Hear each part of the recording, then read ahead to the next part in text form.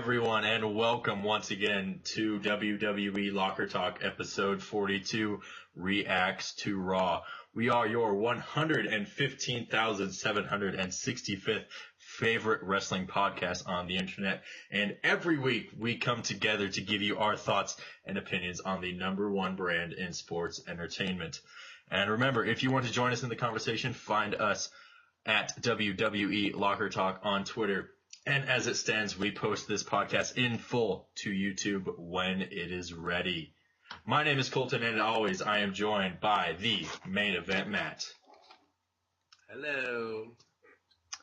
Hey Matt, we had a great Raw last night, and so I think we need to dive into Raw. But first, as we do each and every week, we're going to read your thoughts and your tweets in reacts to Monday Night Raw. And so, this week, the one and only, the most legendary tweet we could have possibly got comes from @TedIsWrestling. So make sure you go follow Ted on Twitter.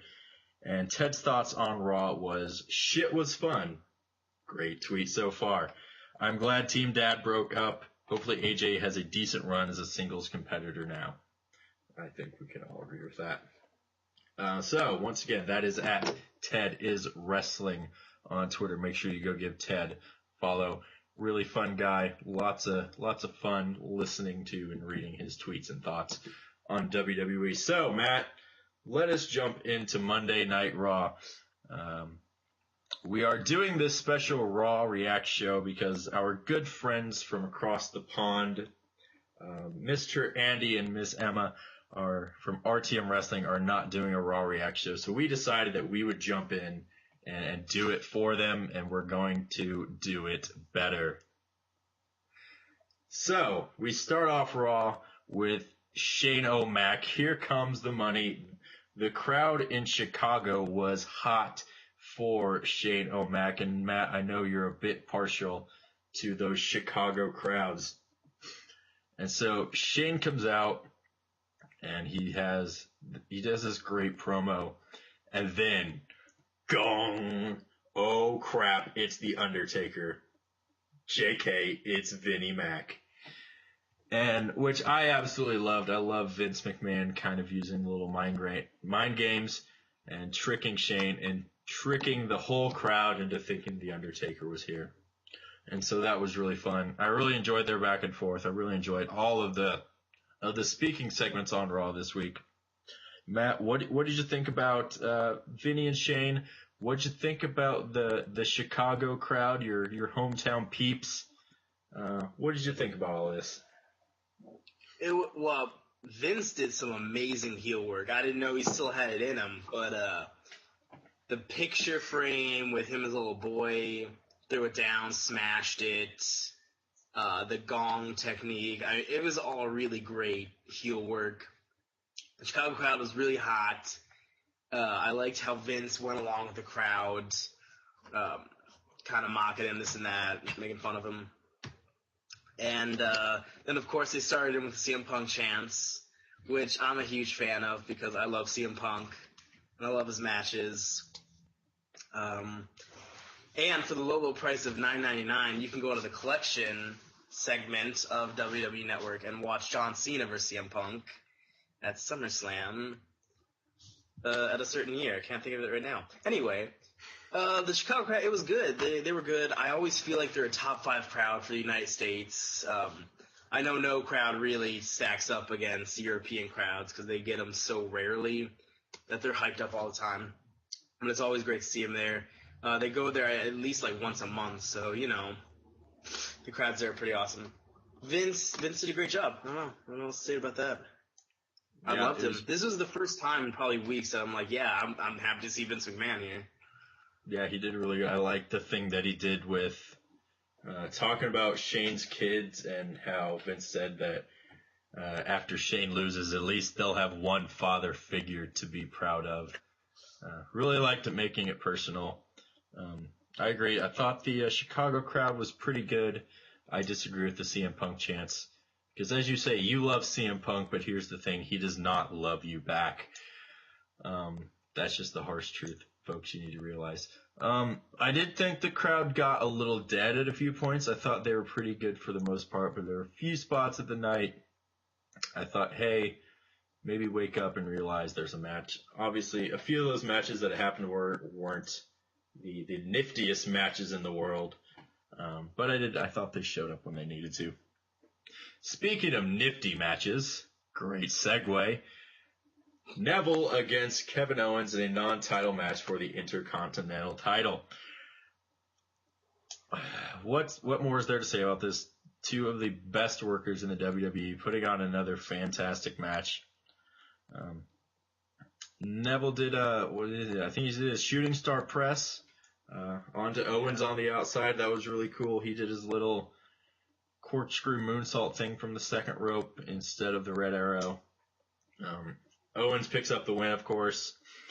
Goes to beat up Neville after the match. Beats up Neville a little more. Goes to powerbomb him on the side of the ring when the greatest goddamn thing in wrestling history happened. And then we got the return of Sami frickin' Zayn. And I freaked out and I screamed and I yelled. Even though we just saw him on the main roster a little over a month ago, and I did the same thing. But I feel like I'm just going to keep doing that same thing and freak out every time Sami Zayn comes out. Because it was really awesome. And it seems that we're going to get Zayn and Owens at WrestleMania, which is what literally every single human in the world wants, whether or not they watch wrestling. Everyone wants that. So yeah. I'm sure I was a little bit more excited about Sami Zayn than you were. I mean, it's impossible not to be excited about Sami Zayn, but what did you think about Owens and Neville? I know we've seen this match kind of a lot lately. Did you kind of feel like it's getting a bit stale or a bit boring? Well, I like when matches mean something. So ultimately, I'd be mad if a couple weeks this didn't accumulate into something at WrestleMania. You're probably going to get Zayn and Owens in there, but you can easily plug two more people in, like a Neville and someone else, possibly returning Cesaro, fingers crossed, into a fatal four-way for the title, or just Zayn, Owens, Neville. Neville could turn on Zayn, and it could be a triple threat. I mean, we're getting the triple threat for the women, so why not get a triple threat? That'd be literally amazing at Mania for this. It was pretty awesome to see Zayn's entrance with all of the Raw's screen with all the colors and everything. I enjoyed that. That was nice. He came out, and I don't really follow NXT, so did they not? They haven't had the match yet, the 2 out of 3 falls, have they not? Sami Zayn against Samoa Joe will be on NXT this week. However, the match has already happened. So if you read the internet, you know what happens. Samoa Joe's gonna win. That's the only problem I have with this, is that people who follow NXT really closely, I'd be upset. I'd be like, well, obviously Samoa Joe's gonna win this. But I think it's gonna set up a great WrestleMania match. Yeah, I think Sami Zayn could steal WrestleMania week. He obviously, if you're ever on the internet, and which it's impossible to avoid spoilers on the internet, you know that Sami Zayn has a pretty legit matchup at NXT TakeOver Dallas. We won't spoil that for any of you who don't already know. But yeah, you're right. I agree. It's kind of, you kind of know what's going to happen with Zayn and with Samoa Joe. But I agree. I think that we could have a great multi-man match. To me, with WrestleMania, without going too much into my thoughts on WrestleMania, because I'm sure we're going to do that show at some point soon, I want Sami Zayn and Kevin Owens to happen, but I don't really want it to be like their match, like their WrestleMania match to happen this early. Like, personally, I think they could have 3 or 4 WrestleManias where they face each other, you know, like Rock and Austin did, like Triple H and Undertaker did. And it would be awesome, but I think if they just blow off all the steam just from this WrestleMania, I think that'll be a huge waste of other potential matches for those two against each other down the road, because they've obviously I mean, they had a rivalry from the Indies. They had a rivalry in the developmental of the WWE. Now they're on the main roster of the WWE, and they still have this rivalry, this build throughout companies and throughout the years, and it's just a lot of fun to watch. And so I'm super excited about that. Just watching those guys just hounding each other in the head, it just makes my heart grow 3 sizes bigger to compensate for any lack of ability on that part of the Grinch. But we're not yet to Christmas yet, no matter how much I try to listen to Christmas music and people tell me I'm being crazy. But that's not important. That's for a different show. And so next we get a bit of an explanation, a bit of a backstage segment. You have Dolph Ziggler talking to Zack Ryder, which, you know, I'm never going to complain about those two being in a segment on Raw at the same time. And Steph explains how Ziggler had tweeted out earlier about the anti-authority and how he made it delete it, which was a rumor online earlier, but then now we're finding out this is obviously work. And so Dolph gets put in a match later against the League of Nerds, which we'll get to. Then we have a match, Brie Bella against Summer Rae, because, God, that's just what we need more of, Brie Bella matches. Anywho, Summer Rae won, which I really like. I think Summer is an underrated wrestler. And then, Matt, why don't you take us through what happened next with what I'm sure got a lot of people excited. Oh, well, you know, Summer wins the match. Lana comes out. Didn't Lana come out on the distraction?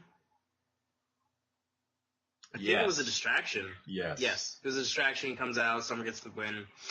What we all wanted, what we heard for months, Lana was going to be like the new face, the John Cena of the women's division. Then she got into some trouble, got called a cold fish, and here we are now. It's 2016. Okay, before I get into it, am I the only one that was bothered by what she was wearing? She was wearing this when she dated Dolph Ziggler. Why is she wearing it again? Doesn't make sense. Kitten, the first ever actual wrestling move we've seen from Lana ever.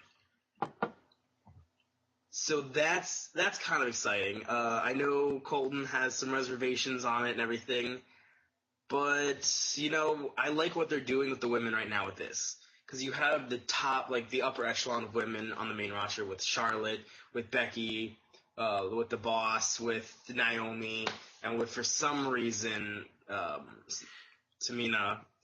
And then you have almost like a mid-card for women developing with Brie Bella, with Lana now, with Summer, with any other woman besides the one I named on the top. So that's exciting, and I like that because I like the good women. I think that they're putting more time into it now, and this shows it with Lana coming in, with Brie getting more matches. I feel like Nikki will be slotted into that mid-card too when she comes back because the upper echelon women is just so good. Yeah, I agree. I think this was just meant to be our Total Divas segment. And which you're right, I think that's a good way to put it, a little nicer than Total Divas segment. A Divas mid-card, if you will. But yeah, I agree. At first, I was like, why is Lana wearing the stuff she was dating Dolph Ziggler? But I thought, why am I caring so much about this? It's a pretty girl wearing not a lot of clothing, so I probably shouldn't think too much into this. But yeah, Lana comes out and gives Brie the face buster, whatever X-Pac's old finisher used to be for some reason, whatever wrestling move it is that they give to the women who they know can't wrestle very well. I remember Tori Wilson always used to do that because for whatever reason, that's what I remember from Tori Wilson. And yeah, it's a nice little segment. It's nice to see Lana doing a bit more than managing. We've been hearing about this for a long time, so I think it might be a decent way to it seems that if Brie Bella is looking to retire soon, it might be a decent way for her to go out and maybe give back to the company a little bit. It's definitely not the same as Shawn Michaels getting the rub from Ric Flair, but you know it's close enough. Not really. Anywho, so we get through this segment, and we're just going to mention this one really quick. Ambrose and Triple H have their little spat promo. Once again, I thought this promo was really good. They have a lot of chemistry with each other. Ambrose is obviously really, really good. Everyone's saying they'd much rather have this than the Roman Reigns against Triple H. But we will be seeing this match at Roadblock. Matt, you look like you want to comment something there, Mr. B. Well, I mean, I didn't have a pressing comment. It looked like it. Dean Ambrose is much better on the microphone than Roman Reigns. I've been enjoying these past 2 weeks so much more with Hunter and Ambrose with their feud. It'd be fantastic. It'd be fantastic if Dean Ambrose did win and if they came to their senses and shuffled it up with brother versus brother and possibly returning Seth Rollins triple threat.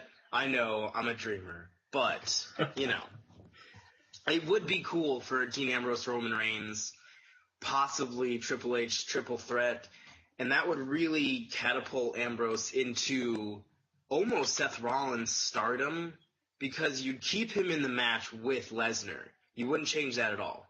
So you'd have the street fight, maybe second match on the card. You'd have him be beaten up pretty badly, maybe even Lesnar wins, and then you have Ambrose come out limping, tape everywhere, and possibly win the title. That's almost Daniel Bryan's stardom right there. And they could, in 1 month, build Ambrose to be that, a replacement for Daniel Bryan. I know he's more of the guy that people relate to because he's not muscular really. He's not big. He's like 6'1", maybe 180 pounds soaking wet. So he's like one of us, He's not a Ryback or a Roman Reigns or a Triple H or a Brock Lesnar. And it's fun to see those kind of guys win. And it's especially fun when it's Dean Ambrose who's fantastic on the microphone. Yeah, I wish I was 180 pounds soaking wet. But not all of us can date Renee Young. I think that was my birth weight, so... Yeah, I think I started out around that spot, but that's not important. But yeah, Matt, you are a dreamer, but I am a realist, and I'm here to tell everyone that Dean Ambrose has no chance in hell of beating Triple H at Roadblock for the title. Sure, he might get a disqualification win. Oh yeah, that's really it. I don't see any other possibilities. But yeah. But we'll still have our fingers crossed for a triple threat. Yeah, whatever. But but yeah, obviously Dean Ambrose is shining right now, and so I think WWE is not as stupid as they'd like us to seem sometimes. So I think if people just wait and give it time, we will get what we want eventually, and we will get our Zayn Owens type moment there. And so next we move on to the match. Dolph Ziggler is here to show the world that he is going to lose to the League of Nerds. What interested me from this match, not Wade Barrett, just King Barrett now. We're not allowed to say Wade. Started off the match. He wrestled for the good part of the match, so apparently he is cleared to wrestle now. So that was nice to see. And then he just gets to be the only one eliminated on his team before Rusev and Sheamus give Ziggler another concussion and win the match. There's that. And the other thing I wanted to point out, if you go on WWE.com or go to the WWE's YouTube page, you find this nifty little post-match interview from Mr. Ziggles. And man, this is a really top-notch Dolph Ziggler promo. And I just think that, obviously, I've said this and we've all thought this for years now, they're missing the ball with Dolph Ziggler. We're not going to go into that. But, man, I think if they give Dolph Ziggler the microphone on Raw and have him do that exact same interview, the crowd would have went nuts because he did a very impassionate interview about his thoughts on his current place, and it would have reflected everyone's thoughts. And so if you haven't had a chance, go check that out. It's a lot of fun. Matt, are they just kind of wasting our time here with Ziggler and the League of Nations crap, or are they just going to, maybe try to tease us to build Ziggler up to make him slightly more credible to lose to Kevin Owens in a multi-man ladder match for the Intercontinental title? Or are they legitimately going to go somewhere thinking that Ziggler is going to be the new guy to stand up to the authority? There were two thoughts as I was watching this. One of them was a certain wrestler suckered me into thinking he might return, and I thought this was the moment. This is when it happens. Because for those of you who follow a certain Randy Orton on social media, he posted a picture yesterday afternoon of him doing his DDP off the middle rope of Roman Reigns, and the caption was, "You'll never know when the Viper strikes." So I thought, okay, we have Dolph Ziggler, we have a handicap match, he's obviously going to get beaten up pretty bad, I'm waiting for the music to hit. It doesn't, I was frustrated, and I think this match sucked because of that reason. Other than that, I also thought it was interesting that last summer we had a conversation about Dolph Ziggler. His contract was up. We didn't think he was going to sign back. He expressed interest in not signing. He was going to go elsewhere. He ended up signing. Now we're here. Summer's right around the corner. We have Dolph Ziggler in this match with who? Wade Barrett. His contract is up this summer. He's expressed interest in leaving. He's expressed interest in signing somewhere else. I think Wade Barrett is going to sign back, and I think WWE has heard his call to want more. And that's why he wrestled more in this match. They cleared him. He's wrestling a little more. Yes, he got eliminated, but, he's not Vince's favorite. Other than that, Ziggler did a good job, really good job. I think the match could have even gone on a little more, and possibly he could have eliminated Rusev even, and Alberto Del Rio could have pulled interference somewhere in the crowd, and Sheamus could have hit him. It could have ended better than what it did, really. Yeah, was Del Rio just not on this show? I don't remember seeing Del Rio. He wasn't there at all. No complaints there. Maybe that's why I liked. Complaining about. Yeah, maybe that's why I liked Raw so much. He wasn't there.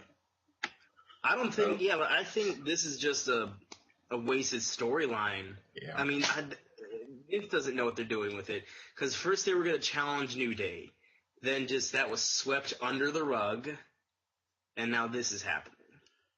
Yeah, and I don't know. I still think we might get League of Nerds against the New Day at WrestleMania, which is kind of disappointing to me. But whatever, we'll move on.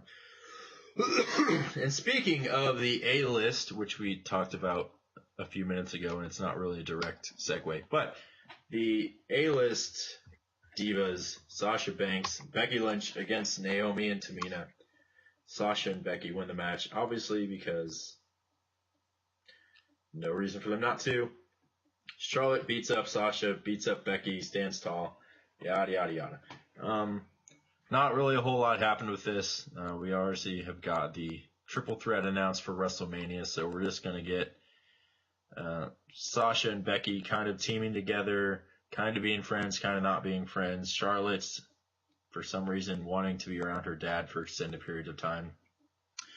And I feel like we're probably not going to get a whole lot more build-up than this to WrestleMania, but I think WrestleMania they're going to prove why they're put in that spot and why they deserve to be the biggest women's match in front of the biggest stage in WrestleMania history. So, yeah, not a lot to say about that one. Matt, do you have any thoughts about, that? I would like to know where Paige is at. I feel Paige, maybe not in the triple threat at Mania, but should get something at Roadblock with these girls. I mean, it really should be those three and Paige as the four go-to women. We loved Paige, and then all of a sudden these three came up, and it was like, Paige who? She's a great wrestler. She takes bumps amazingly. She's like 7'2", 127 pounds. She's a beast, and she's a great wrestler. I would much rather see her than Tamina or Naomi in there. I don't know. It frustrates me that they seem to put their focus on the women as two or three at a time. They can't really multitask. When it comes to men, they can with all these different titles, all these different meaningful matches. But with women, it's just like tunnel vision with two or three at a time. And that's basically what they're doing right now. Yeah, that's a really good point. I feel like for a very long time, people were moaning and complaining about how Paige was in the main event spot all the time and how she was always in it no matter what, and they were tired of it. But I feel like now they're kind of like, oh, well, where's Paige? We miss having Paige around. Well, that's because, like you said, she's a fantastic worker and does a really good job, and she had earned the spot in those main event spots. But it's nice to see some changing faces. I think this triple threat will be great, which will lead to an even better fatal four-way at WrestleMania 33 with Sasha and Charlotte and Becky and Bayley all in the same match, and it'll be even better than this year, but that's looking too far ahead. So next we get Y2AJ, otherwise known as Team Dad, otherwise known as Team Cool Dads, against the actual Cool Dads, the New Day. Except I'm not sure if 2 out of the 3 of them are dads or not. So that's not the point. This was a fantastic match. From top to bottom, left to right, crossways, sideways, slantways, every way that Willy Wonka describes his elevator moving, this match was great in that direction. I thought it was New Day's best match ever. Jericho and Styles pulled out the best in the New Day. I thought the New Day pulled out the best in Jericho and Styles. And it was a lot of fun. I thought there were 4 or 5 times when I thought the match was going to finish, and I was on the edge of my seat because I didn't want the New Day to lose the titles.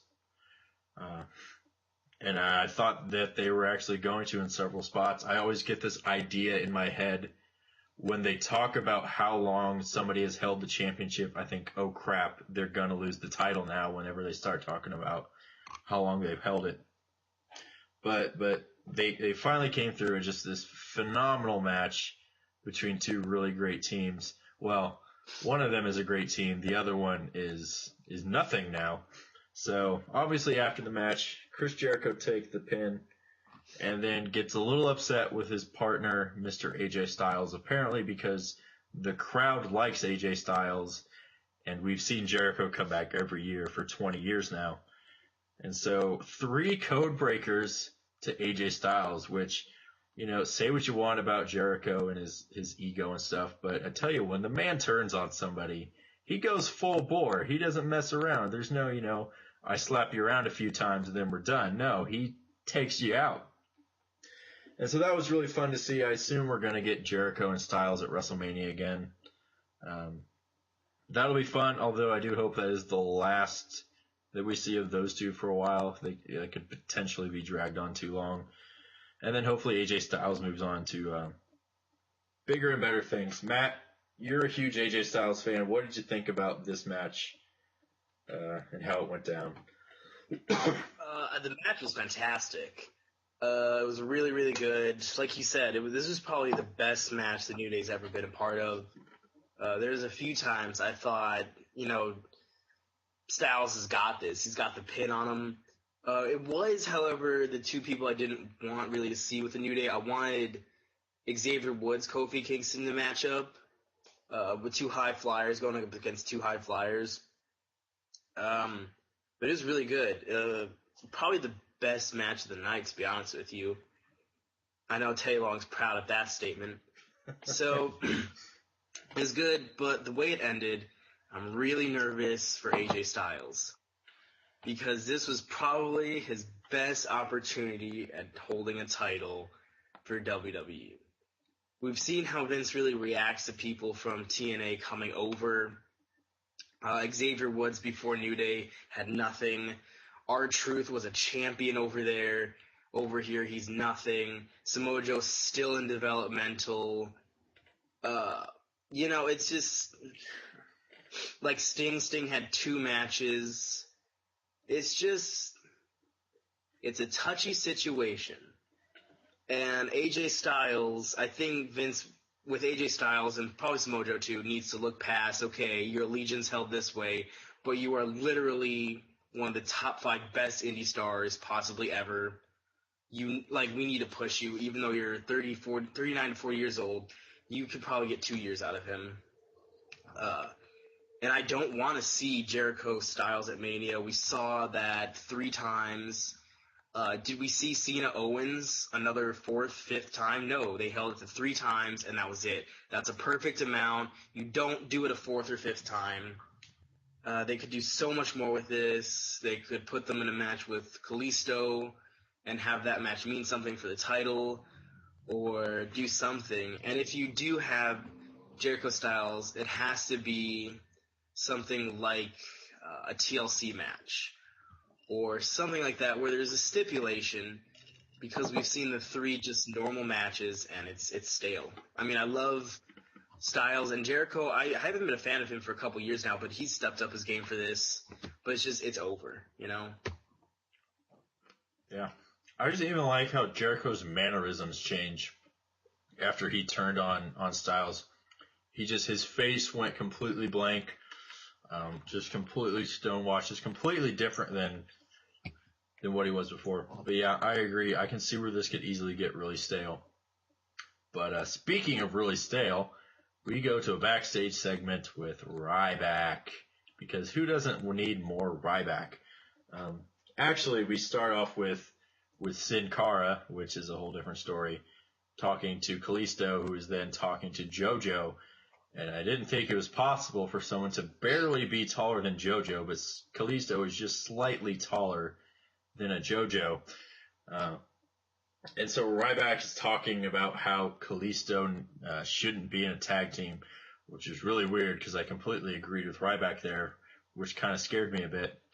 And then we get Kalisto, and then if this night wasn't already great enough, we get a full-on, complete Tyler Breeze entrance on the main roster. And boy, was it gorgeous. It was beautiful. It was everything I ever wanted.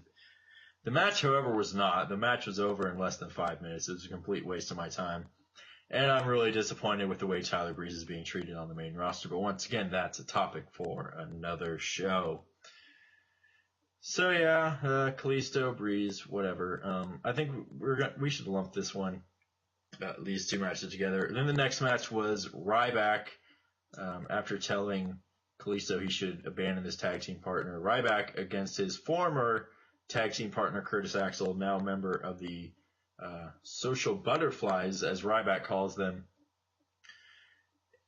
And before the match, Axel did that thing where he screamed and did the chop, and they were all screaming and doing the chop. And I was just sitting on the couch, and I was dying laughing at how stupid and absurd this was. And I don't know why, but I found it extremely funny. But yeah, I thought these were kind of more the low parts of Raw. You obviously can't have it all be fantastic. So I thought these were more of the high parts, as this stupid little video pops up, and we need to find a different stream to use other than this.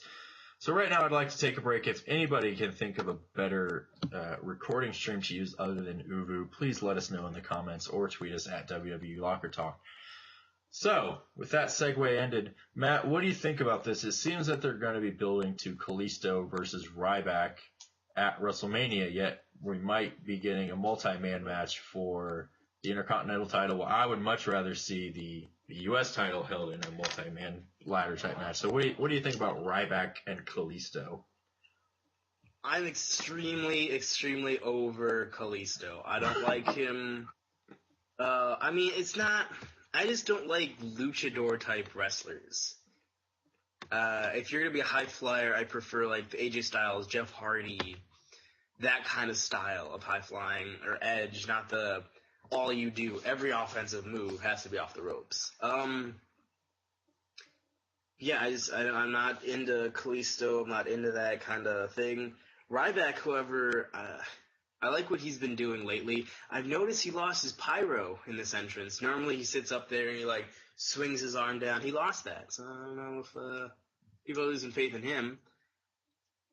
What I would like to see happen, and this would be pretty hilarious, is a social outcast growing in members. Ryback feuds with them. They learn they can't beat Ryback. Ryback's being mistreated by the company, so he becomes their leader now. And maybe you could like vacuum in R-Truth and Goldust into that group and have it be like the new Nexus. I don't know. It'd be fun. It'd be funny. Oh, God. But, It's an interesting thought to have Ryback possibly put into a multi-man match for the U.S. title. And you have to think, if he is, and he is gaining a little bit momentum, it's a scary thought to think last year, Ryback... No, he didn't. Daniel Bryan did. And then Ryback won the title at Elimination Chamber. That is correct. I'm wrong on that. Okay. Good catch. I was going to say, it's a scary thought having Ryback win back-to-back titles at Mania. But here's my thought on that. At Mania, don't you want your biggest stars and your biggest faces to take home titles and matches? And when you have other people on the roster people love more, wouldn't you want them to win the title? Like with Intercontinental Championship, you could have Owen, Zayn, maybe Neville in there. That'd be a great match. People love all three of those guys equally. If you have a multi-man match for the U.S. title, you have to think people like possibly Ziggler, possibly Breeze are going to be in there. Maybe one other person from NXT. Why would you have Ryback in there and win it? I just don't understand. And he's gaining more momentum currently than Kalisto because he's had better matches. Kalisto's had the same matches, and he's getting off of it feels like 7-month rivalry with Alberto Del Rio. Yeah, I agree. I feel like they're dropping the ball a lot with Kalisto. Like I said, I agree with Ryback. I see no reason why Kalisto needs to stay with Sin Cara. I feel like it's dragging him down. The U.S. title has just become completely pointless at this point. Pardon with all that work Cena's put into it. Right, and then it's just easily dropped, which begs the question, does the man make the title, or does the title make the man? Obviously, when it's John Cena makes the title, but I don't know about the mortal people. One thing I do like about what Ryback has been doing, however, I like his... I don't say I don't like it. I think it's stupid, but I think he's a fun little troll, that Ryback, doing those running knees in the corner, and then he teased the go to sleep notion last night in front of the Chicago crowd to piss people off. So good job, Ryback. Way to troll those CM Punk trolls. Good for you, buddy. Anywho, so we move on to that. We finally get the main event match that was announced earlier. Dean Ambrose against Bray Wyatt, in which I dubbed as the match where Dean Ambrose tries to get retribution for being the only person to ever lose a feud to Bray Wyatt. Which is completely true. We all know it is. A decent back and forth match, a lot of fun. These guys work really well together. Obviously, the lights go out. The thing. Is a really eloquent way to match how they do that. Maybe we should get their... Never mind. The Wyatts come out, yada yada yada. Dean Ambrose wins by disqualification. Triple H then comes out, obviously, to the King of King music. And he has a bit of a stare down with Bray Wyatt in the ring. Bray kind of brushes the title a little bit. All the little fangirls on the internet wet their pants. I know I did. Yeah, which I think only that's the first time that Bray Wyatt has ever acknowledged a title in the WWE that I can remember, at least. Obviously Bray has never been one to go after the title, but I think this is the first time he even, recognized one as it was sitting right in front of his face. So that was a fun little teaser. Will they go anywhere with it? Probably not, but it's fun to dream. And then Triple H goes to dismantle Ambrose. Ambrose hits Dirty Deeds, and the show ends. A pretty decent way to end Raw. Once again, I'm not going to complain to a match that isn't a 6-man tag to end Raw every week. And so, yeah, I thought it was a lot of fun. Matt, Ambrose, Wyatt, two of your favorite guys, two of your boys going at it. How did you feel?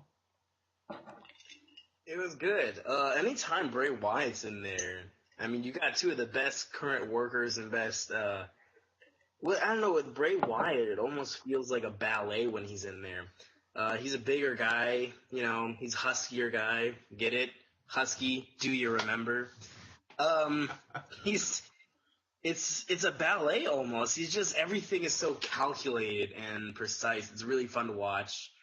It's fun to watch him do it without the family sometimes, but as we saw earlier in 2015, he can't survive without the family.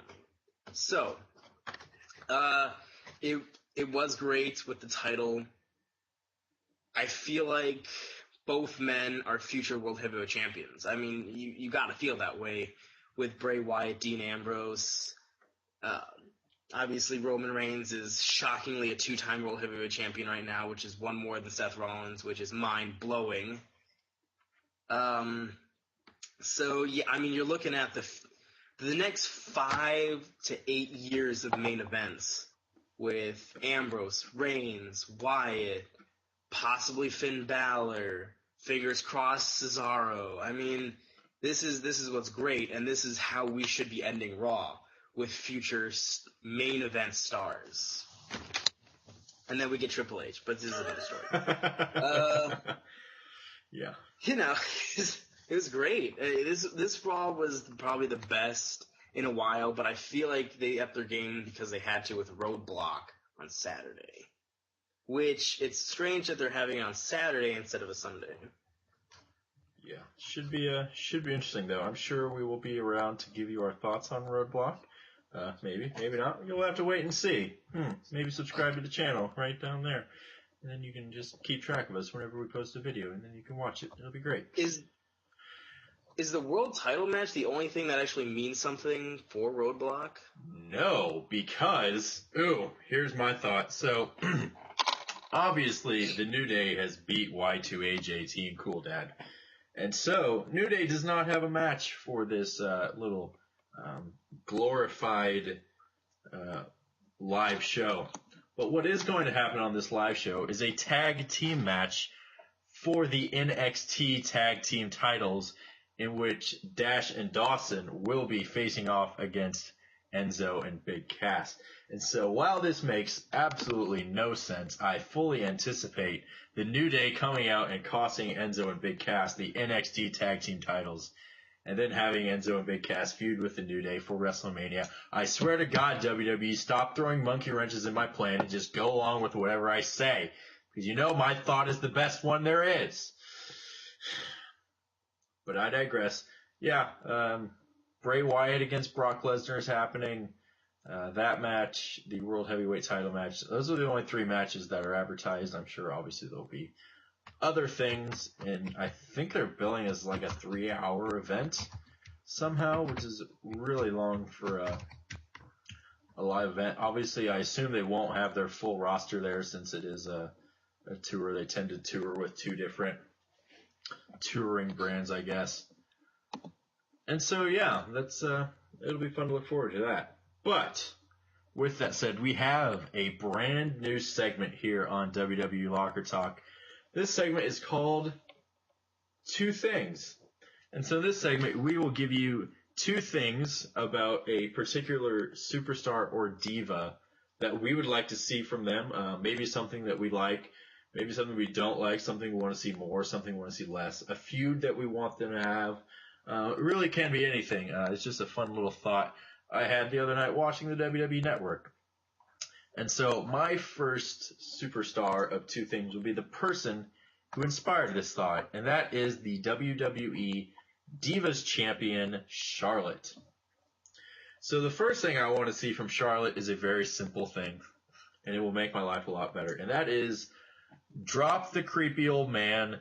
I don't want to see Ric Flair on my TV each and every week perving on the divas and overall just being a terrible person. I ranted on this just about every week, it seems, so I'm not going to go too into it. But I think Charlotte needs to lose Rick. What she did on Raw was great. She attacked Becky and Sasha Banks, 2 of the most over even people on the roster right now. And they didn't need Ric Flair for that. He was just there to collect a paycheck and to piss me off. So, that's thing number 1. Thing number 2 I want to see from Charlotte. I want to see the return of natural selection. Another thing I have beat into the ground. Natural selection is a really fun finisher. I love seeing it from the top rope, or the middle rope, or even the bottom rope. I don't care what rope.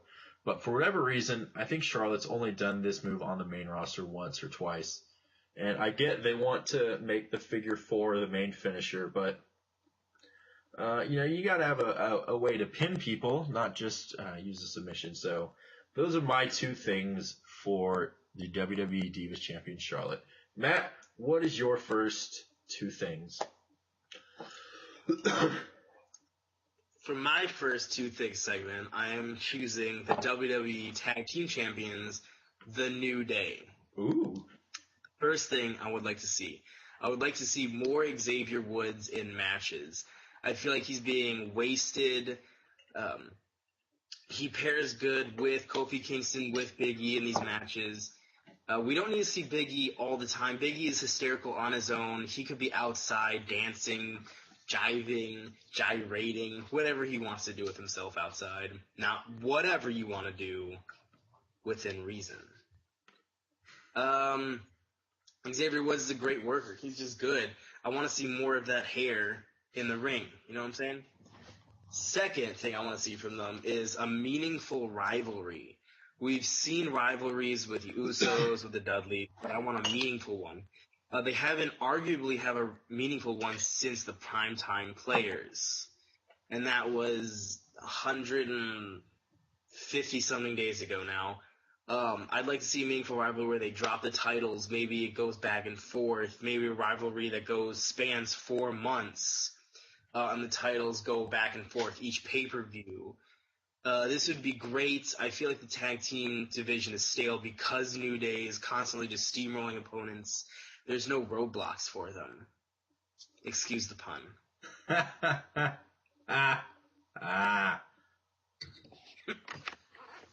Yeah, I agree. Great pun work there. I'm sure Becky Lynch and Mauro Ranallo would be proud. So I think that is it. It is time to wrap up this epic 42nd episode of WWE Locker Talk. Once again, if you want to join us, make sure you follow us on Twitter at WWE Locker Talk. Make sure you like the video, subscribe, all that other fun stuff. If you feel like doing so, if your heart tells you that you need to do it, leave a comment below. Tell us your thoughts on Raw. Tell us your thoughts on Locker Talk. What are 2 things you want to see from Locker Talk?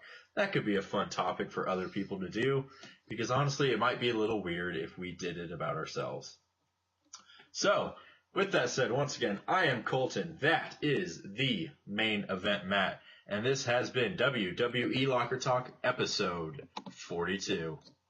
See you next time.